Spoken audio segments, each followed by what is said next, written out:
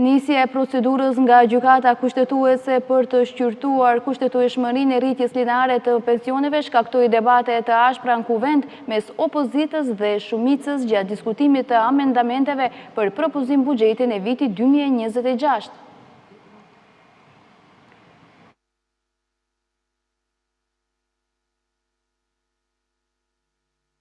Сега кога некој дојде и им ги ја покачи пензијата на сите пензионери за 7.000 денари, Добрила Кацарска, таа за кој што минатото мнозинство во парламентот на СДСМ буквално се тепаа да ја тронизираат како претседател на Уставниот суд, сега сама си поднесува преставка и сака да им ги земе на пензионерите овие покачувања.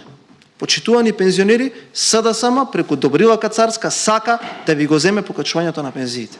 Ако тоа не е парадокс, не знам што е. Кој ја донел одлуката? Тој председателот ваш?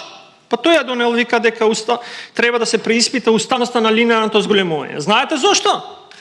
Драги пензионери, затоа што само 27.000 пензионери добиваат тоа што го заслужуваат, а 315.000 добиваат помалце. Им се ускратува законското право да добијат тоа што со усогласување би го добиле. И тоа е реалноста.